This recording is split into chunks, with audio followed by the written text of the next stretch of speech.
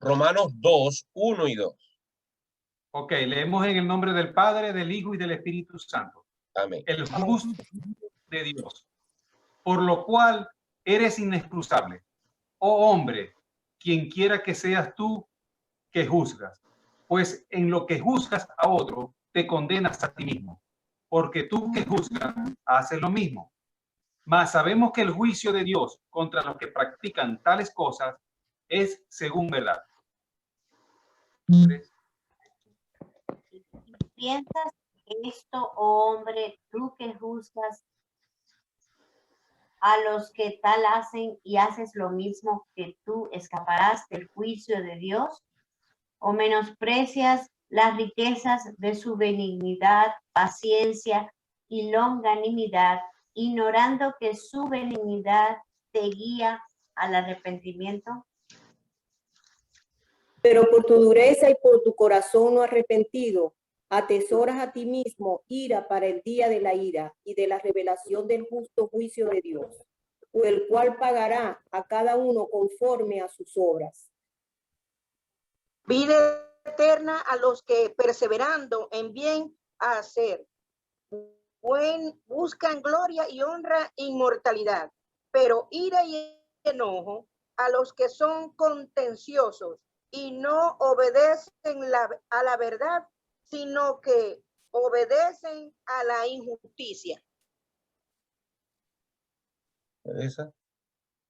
Tribulación y angustia sobre todo ser humano que hace lo malo, el judío primeramente y también el griego, pero gloria y honra y paz a todo el que hace lo bueno, al judío primeramente y también al griego. Porque no hay acepción de personas para con Dios. Porque todos los que sin ley han pecado, sin ley también perecerán. Y todos los que bajo la ley han pecado, por la ley serán juzgados. Voy a seguir leyendo. Porque no son los oidores de la ley los justos ante Dios, sino los hacedores de la ley serán justificados. Porque cuando los gentiles que no tienen ley hacen por naturaleza lo que es de la ley, estos, aunque no tengan ley, son ley para sí mismos, mostrando la obra de la ley escrita en sus corazones, dando testimonio su conciencia y acusándoles o defendiéndoles sus razonamientos. En el día en que Dios juzgará por Jesucristo los secretos de los hombres conforme a mi evangelio. Amén. Bien, antes de Amén. Comenzar, debemos hacer un repaso, un pequeño repaso de dónde, en qué punto estamos y por qué hemos llegado hasta aquí.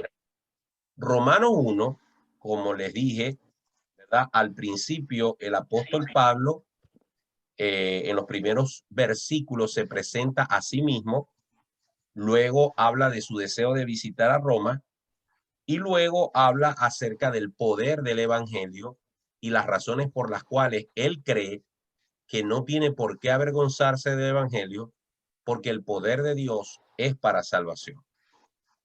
Luego, el capítulo 1 hace una exposición de la maldad del hombre, de la culpabilidad del hombre. Es decir, como les dije en la clase pasada,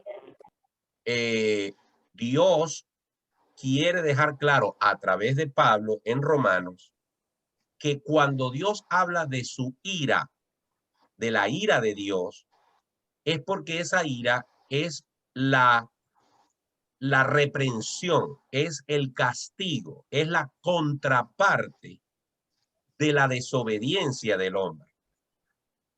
Y esa desobediencia del hombre es tan alta, es tan grave, que cuando leemos los versículos de Romanos 1, nos damos cuenta que la ira de Dios se revela en primer lugar porque los hombres llegaron al punto de cambiar la gloria del Dios invisible prefirieron cambiar esa gloria del Dios invisible en semejanza de cualquier cosa, de un reptil, de un cuadrúpedo, de un ser humano, de cualquier cosa. El hombre es capaz de hacerse un Dios, un ídolo de cualquier cosa y decir que eso es Dios. Incluso yo les mostraba a ustedes un cuadrito de la Trinidad que es muy famoso en las casas de mucha gente y que la gente no le da temor, no sienten ningún tipo de temor de hacerse un ídolo ellos mismos, de pintar un cuadro ellos mismos, de hacerse cualquier estatua ellos mismos y después rendirse a él, a esa misma estatua, a ese mismo cuadro, a ese mismo ídolo y adorar a ese ídolo. A ese punto llega la necedad, a ese punto llega la necedad humana, ¿ok? Que están dispuestos a cambiar al Dios invisible por cualquier cosa que ellos puedan tocar y ver. Bueno, el resultado de ese pecado que es intercambiar a Dios, el Dios que hizo los cielos y la tierra, por cosas tan banales como un animal o como un ser humano tallado en madera o pintado en un cuadro, eso dio como resultado que Dios se encendió de ira para con la humanidad y el resultado de eso fue que el hombre fue entregado a los más profundos deseos de su corazón, a la maldad más profunda de su interior, y el hombre estuvo dispuesto a llevar las cosas tan lejos que hasta intercambiaron el uso natural de las mujeres y el hombre por mujeres con mujeres, hombres con hombres, y al final el Pablo dice que esto hace que el hombre sea merecedor de un castigo y que no solamente son merecedores quienes practican estas cosas, sino quienes se complacen, quienes alcahuetean, quienes aplauden, quienes promueven estas cosas. Así termina el apóstol Pablo el capítulo 1. Entonces, en resumen, podemos decir que el capítulo 1, como se lo dije en la clase pasada, es la lectura de los cargos que un abogado acusador hace ante el jurado y dice, este delincuente que está aquí, este señor que está aquí, esta señora que está aquí, es una asesina, es un delincuente, es un depravado, es esto, esto es aquello y merece la mayor condena. Eso es lo que hace Pablo en el capítulo 1, demostrarle a los romanos que todo hombre y toda mujer es culpable delante de la presencia, de Dios. Ahora, cuando una persona es acusada, y de esto va a tratar el capítulo 2, cuando a una persona se le levantan cargos, su instinto lo lleva a defenderse a sí mismo. Su instinto lo lleva a justificarse a sí mismo. Su instinto lo lleva a decir, aquellos hicieron mal, pero yo no. Aquellos hicieron mal, pero yo no caigo en ese nivel. Es decir, que cuando Pablo describe el capítulo 1, esa bajeza moral en la que cayeron muchos hombres y mujeres, algunos que están leyendo la carta pudieran sentirse en la posición de decir, bueno, esos son los que practican ese tipo de pecado. Esos son los que practican ese tipo de sodomía y de impureza sexual, pero yo no. Yo soy una persona con valores, a mí me criaron bien, yo no le hago mal a nadie, yo soy una buena persona, yo soy un buen padre, yo soy un buen hijo, yo soy una persona que, bueno, tengo mis errorcitos y mis fallitas, pero yo no llego hasta allá. Entonces, mucha gente se sienta en el trono, ¿verdad?, del juez y empieza a señalar a los demás por los pecados que cometen, pero se consideran a sí mismos libres de pecado o en todo caso que sus pecados no son tan graves como los demás, por lo tanto no pueden ser juzgados de la misma manera.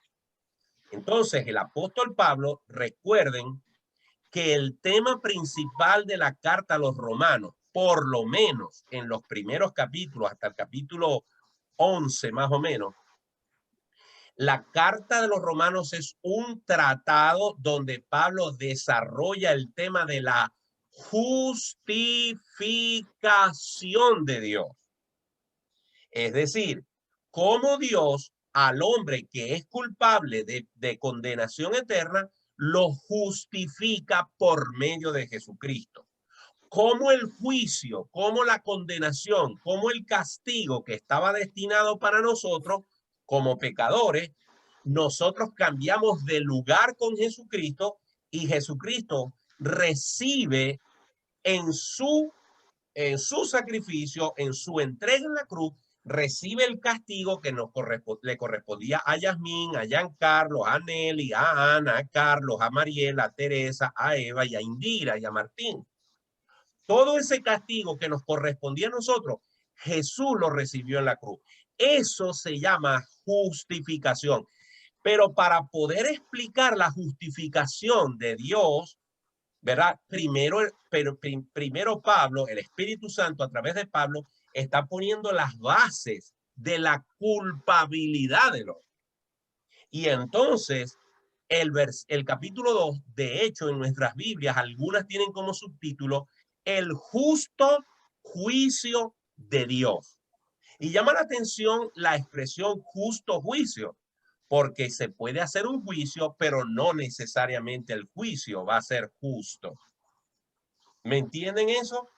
Cuando se hace un justo juicio es porque se hace de forma recta. Se le da al culpable lo que le corresponde, ni más ni menos.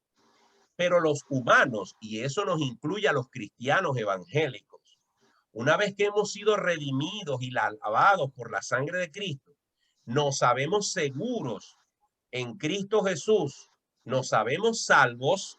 Sin embargo, somos muy torpes para desarrollar la misericordia para con otros. Y pensamos, ya sea de forma consciente o inconsciente, que si fuimos salvos es porque Dios vio algo bueno en nosotros. No éramos tan malos. Y entonces la gracia de Dios nos alcanzó. Algunos podríamos llegar a pensar que Hitler, por ejemplo, que Lenin, ¿verdad?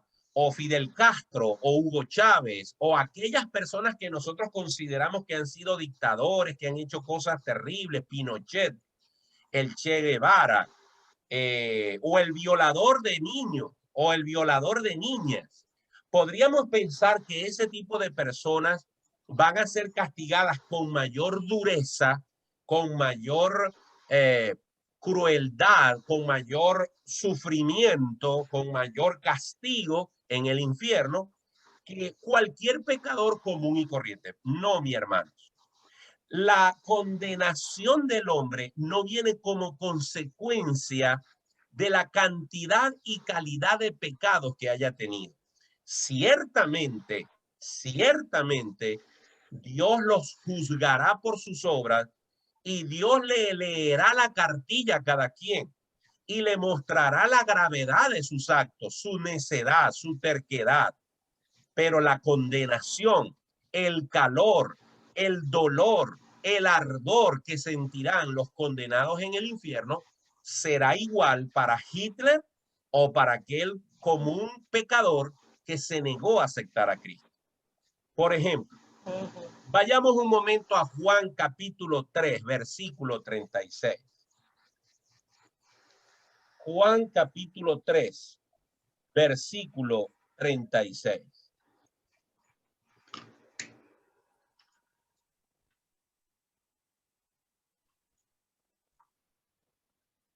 Dice la palabra de Dios en Juan 3:36.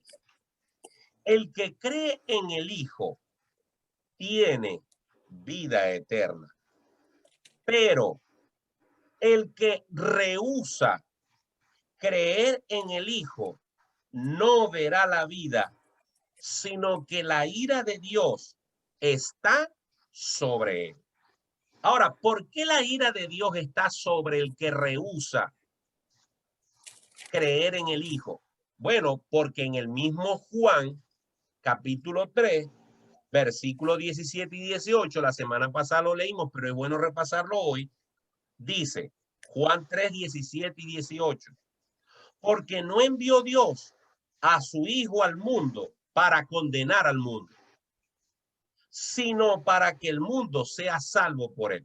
¿Por qué Dios no envió a Jesús a condenar al mundo? Porque el mundo ya está condenado. Desde el momento que Adán y Eva pecaron, la condenación entró al mundo.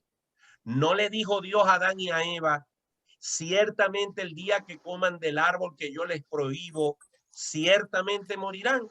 Bueno, ellos comieron deliberada y abiertamente e inmediatamente murieron espiritualmente. Y como consecuencia, toda la raza humana adquirió esa naturaleza pecaminosa.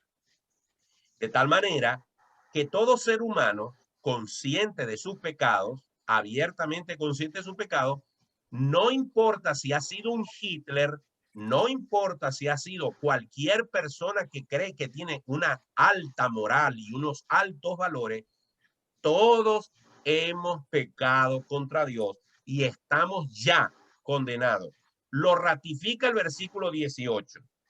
El que en él cree no es condenado, pero el que no cree va a ser condenado. Eso no es lo que dice la Biblia. Dice, ya ha sido condenado porque no ha creído en el nombre del unigénito Hijo de Dios. En otras palabras, el que no ha creído en Cristo está en condenación, permanece en condenación, y si se va de este mundo sin reconciliarse con Dios por medio de Cristo, irá a condenación eterna. Por lo tanto, hermanos, estos versículos de Juan lo único que nos hacen es ratificar que ninguna persona está exenta de la condenación que corresponde a la injusticia humana. No importa si somos unos depravados sexuales, como se nos describen en Romanos capítulo 1, o si somos unos simples chismosos, mentirosos, iracundos, desobedientes a los padres, glotones, borrachos, tenemos inclinación por la pornografía o por cualquier otra cosa que ofenda a Dios. Es decir, no hay niveles de pecado para considerar que Dios me va a tratar de una manera u otra. Lo único que me va a permitir escapar de esa condición de pecador es la justificación por medio de Jesús. Ahora bien, es natural, y por eso el apóstol Pablo lo aborda en el capítulo 2, que las personas con una inclinación religiosa piensen que están en condiciones de juzgar a los demás, pero a él no. Y eso es lo que Pablo comienza diciendo en Romanos 2. Dice, por lo cual eres inexcusable, oh hombre. Cuando dice oh hombre, no se está refiriendo al sexo masculino, se está refiriendo al género humano, a cualquier persona. De hecho, dice, quien quiera que seas tú que juzgas, pues en lo que juzgas a otro, te condenas a ti mismo, porque tú que juzgas, haces lo mismo. Ahora bien, aquí entramos en el terreno de una frase que se ha vuelto muy común entre los cristianos y los no cristianos. Y es la expresión, no me juzgues. No somos quien para juzgar. No está bien juzgar. No está correcto juzgar. Hay que hacer una diferenciación del juzgar que está prohibido por la Biblia, por el mismo Jesucristo, cuando dice, porque con la misma vara que midas a los otros, a ti te van a medir. ¿Ok? Ese es el juzgar prohibido por la Biblia. Y otra cosa es el juzgar con justo juicio. Entonces, cuando dice aquí, cuando la Biblia habla de un juzgar que está prohibido, en el que nosotros con frecuencia caemos y que yo reconozco, Martín Portillo reconoce que ha caído muchas veces. El juzgar que la Biblia prohíbe es cuando yo condeno a una persona. Cuando yo hago no solamente el juicio, sino que hago de una vez la condenación. O cuando me hago un cuadro de algo y emito una sentencia producto de cosas infundadas. Por ejemplo, hace muchos años yo me casé y yo necesité preparar el famoso bolo del matrimonio. Pero el bolo de matrimonio, para que quede bien hecho, lleva una mezcla de pasas y de ron. Pero como mi familia es muy grande y mi tía me hizo una torta gigantesca y me dijo, cómprate creo que 2 o 3 botellas de ron, porque iba a ser muy grande la torta. No sé de cuántos kilos, 4 o 5 kilos. Y compras pasas y compras esto y compras aquello, porque eso hay que hacer una mezcla que hay que ponerla a fermentar para que cuando llegue el día de hacer la torta quede bien sabrosa y tal.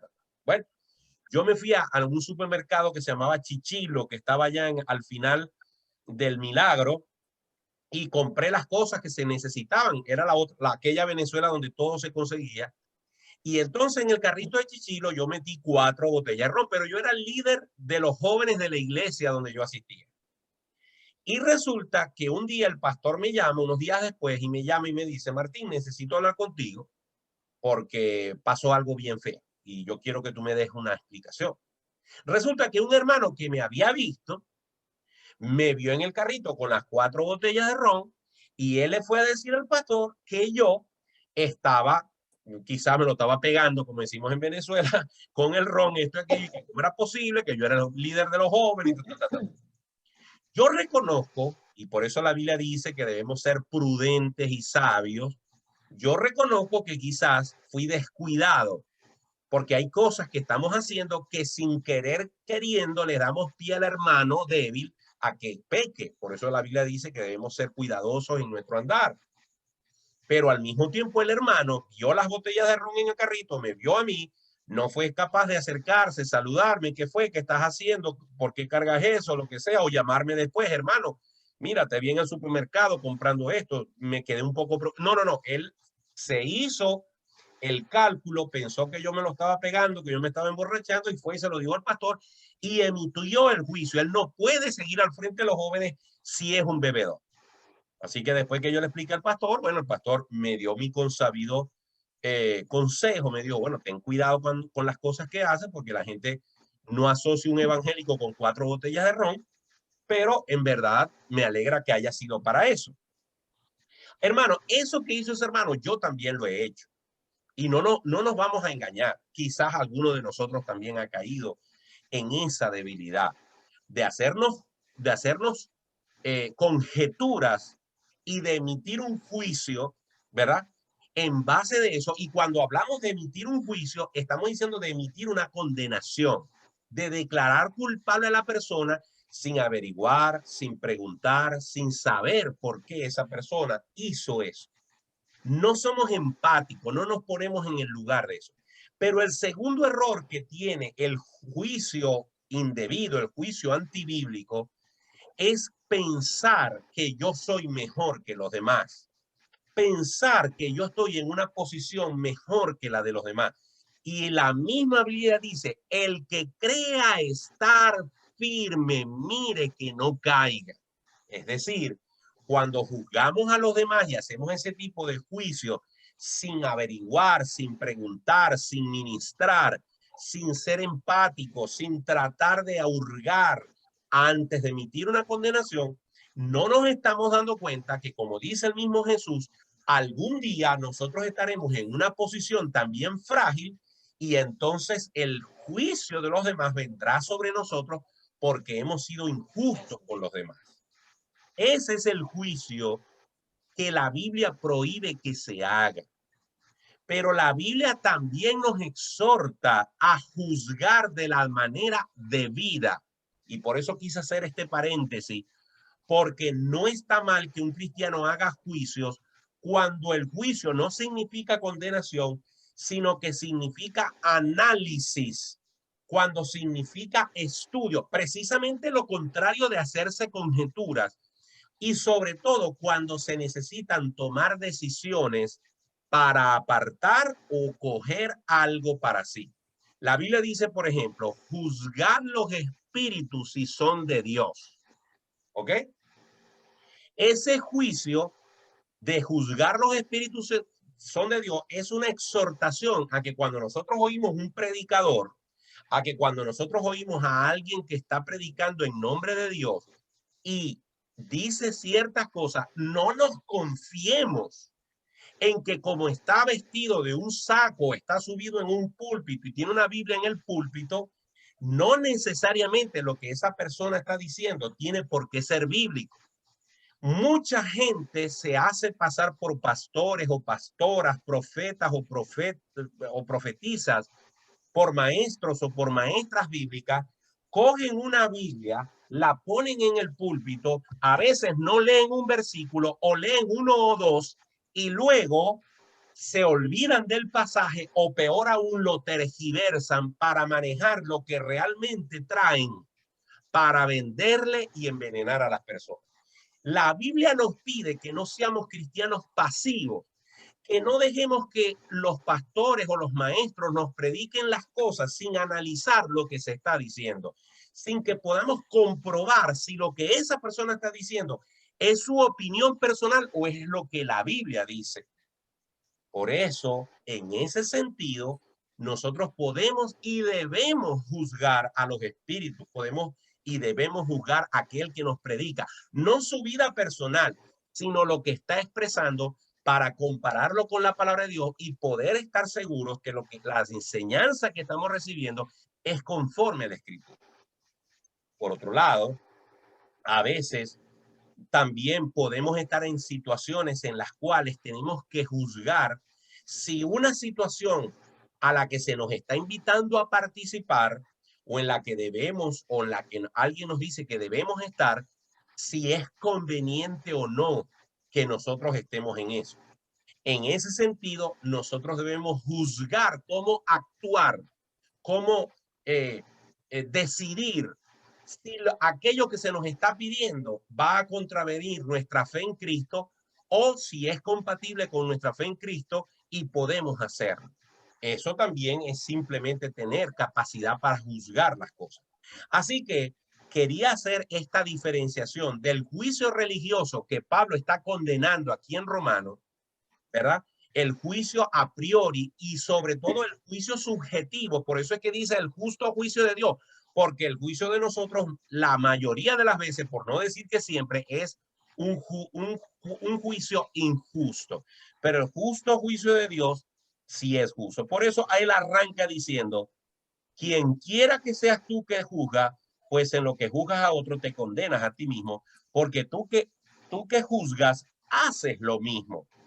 Más sabemos, aquí ese más es un contraste. Es decir, él primero nos habla del juicio del hombre, pero en el versículo 2 pone aquí el juicio de Dios para contrastar. Este es el juicio del hombre, un juicio injusto, un juicio subjetivo, un juicio inmoral, porque tú piensas que puedes juzgar a los demás cuando tú mismo eres pecador.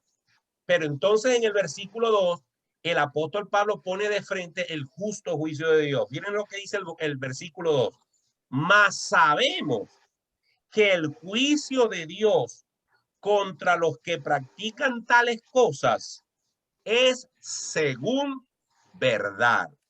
Es decir, que Dios sí tiene los elementos para hacer un juicio justo. Y yo quiero mencionar 6 características del justo juicio de Dios que conseguimos aquí en Romanos. 6 características que les voy a mencionar. En primer lugar, el justo juicio de Dios está caracterizado porque Dios conoce todas las cosas. Dios conoce todas las cosas. ¿Cómo se puede juzgar de forma justa? conociendo todas las cosas, sin tener ningún elemento oculto, sin tener ninguna evidencia oculta,